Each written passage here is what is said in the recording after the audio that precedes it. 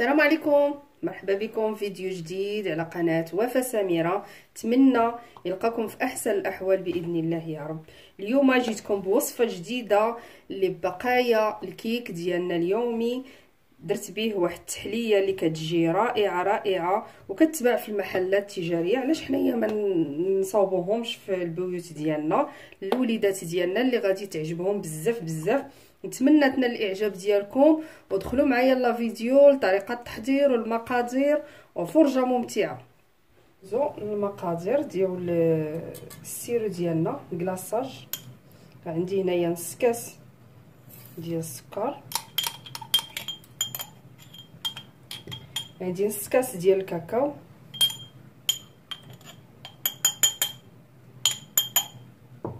عندي كاس مع مرش ديال الماء.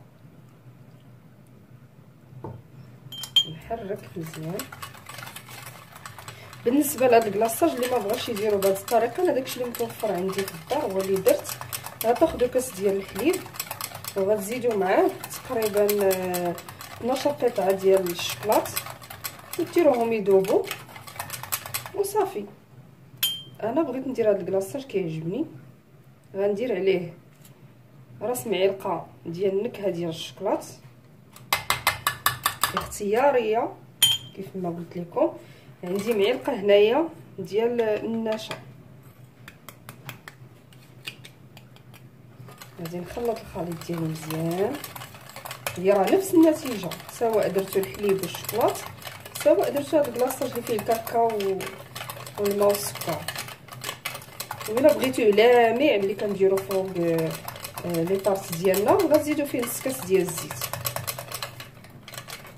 دابا غادي ندير كنحصل على هذا الخليط هكا وغادي نديرو فوق البوطه حتى يعقد واحد شويه ويندمج مع العناصر ديالو يندمجوا كاملين. وندوز للتحليه ديال القوام هذا. غادي نخليه جانبا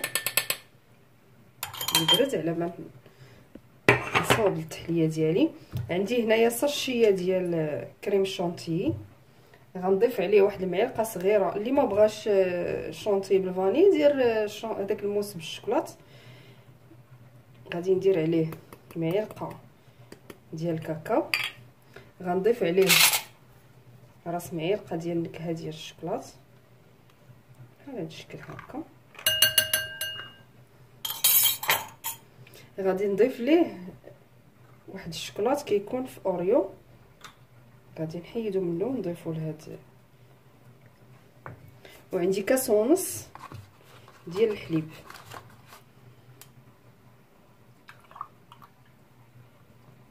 بحال هكا.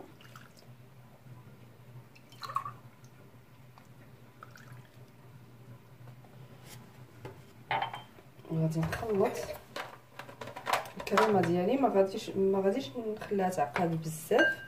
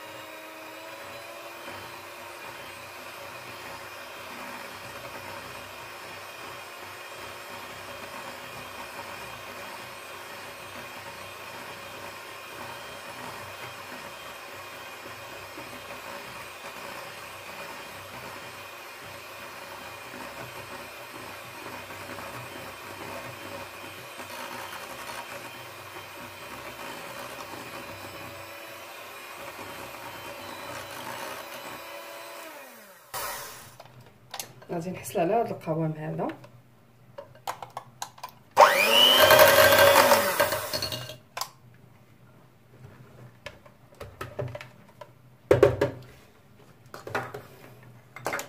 عندي هنايا بقايا الكيك اللي كيكون عندنا اللي كيبقى لينا كيشيط ما كنرميوش، كتكون بحال هكا. كنفرتتوها حتى كيولي الخليط ديالها هكا. هي باش غادي نعمروا هاد التحليه ديالنا. غادي نديروا هاد الكويسات اللي كنت درت لكم فيهم التحليه الاولى ديال القهوه. غنوريكم هادو. غادي ناخذ شويه من هاد الكيك،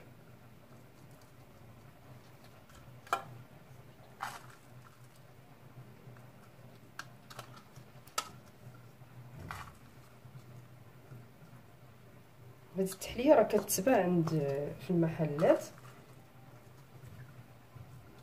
علاش ما نصاوبوهاش لراسنا. غناخذ معلقه، غادي نبقى ندير غير هكا بشوي بشوي.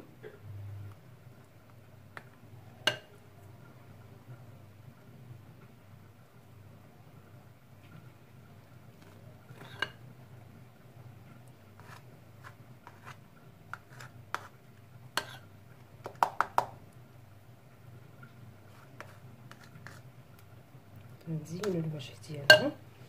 غناخدو لاصوص اللي عندنا،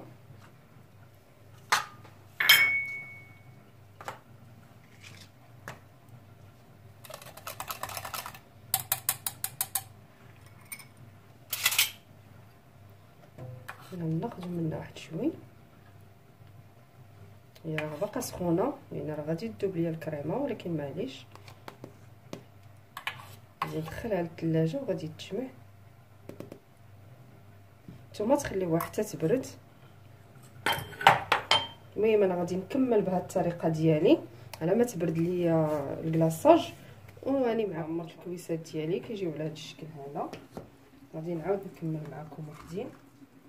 كنديروا الخليط ديال الكيك هو الاول، نزيدو عليه واحد المعلقه من هذاك لاصوص ديال الشوكولات، نضيفو عليه شويه من الكريمه، بحال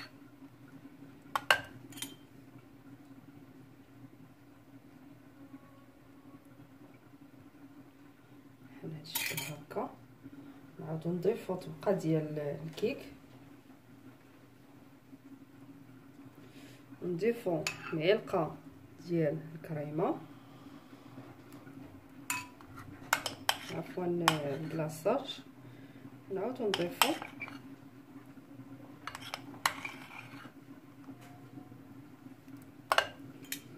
صوبوها. يعني نتوما خليو هادي الكلاصاج حتى يبرد مزيان، عاد خدموا به.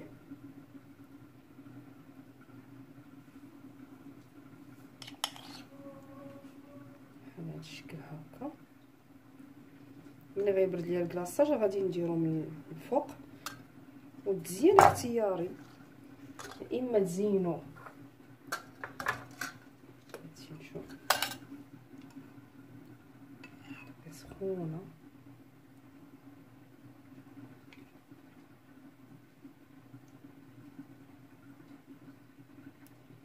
هكا، تقدروا تزينوها هكا وتخليوها حتى تبرد وتقدموها بالصحه والسلامه. دابا نكمل الكميه اللي عندي، ومني يبردوا ليا نتلاقاو في الطبق ديالي. كيجي على هذا الشكل هذا. هادو زينتهم بشويه ديال الكريم طلعتو، وغادي ندير عليهم شويه ديال حبيبات الشوكولات،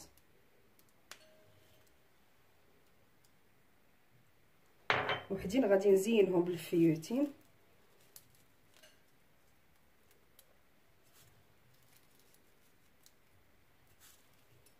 بهذا الشكل هذا هكا.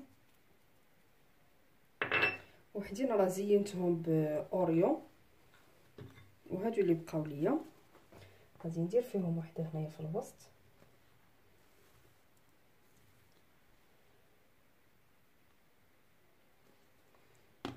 وهذه خليتها هكا، درتها بكريمه بيضاء.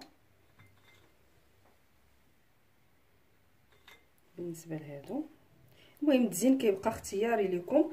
بالنسبه للكيك، اي كيك بقى لكم شاط لكم ما كليتوش، غتجمعوا تفرتو وديروه في بلاستيكه وديروه في الكونجيلاتور.